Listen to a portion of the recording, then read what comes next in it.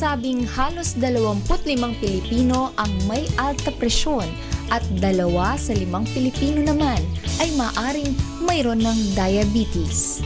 Dumarami na rin ang bilang ng mga nagkakaroon ng cancer at ang cancer pa rin ang leading cause of death sa buong mundo. Ito ay dahil sa unhealthy lifestyle ng mga tao. Isa sa mga natural na pamamaraan ang sinasabing makatutulong upang makaiwas sa mas malalang karamdaman. Hi mga kasambahay, it's me again. Ang pag-uusapan natin ngayon ay barley grass. Ang barley grass ay powerhouse of nutrients. Green na green siya, it's rich in chlorophyll. Ang chlorophyll basically ay isang source of energy. It boosts the immune system. It is also a source of alkaline.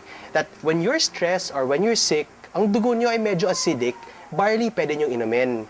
Ang barley rin ay actually mataas ang ORAC score. Ano ba yung ORAC score? Basically, yan ang oxygen radical absorbance capacity, the ability to combat free radicals. So, if you want to drink a supplement or juice barley, okay siya.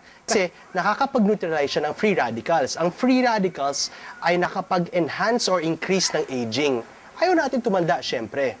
Ngayon, ang benepisyo basically ng barley sa mga taong may sakit sa puso o mga diabetes o hypertension, maganda. Kasi may mga kilala tayong tao may diabetes, may hypertension, na dahil sa arginine na nakukuha sa barley, ay napapaganda ang daloy ng dugo sa loob ng blood vessels. So marami pang iba. At masasabi ko rin ang barley, maganda rin siya dahil sa digestive and absorptive enzymes na kapag kumain ka ng proteins, ng mga chicken, mga meats, mga fish or porks, okay siya. Para at least yung toxins or yung proteins na maaring ilabas ng katawan na hindi nalalabas sa skin, syempre, o sa ihi, ay nalalabas sa pagdudumi. So, in a sense, maganda siya sa inyong intestines from the duodenum, of course, the stomach also, and also for the colon. Basically, that's barley.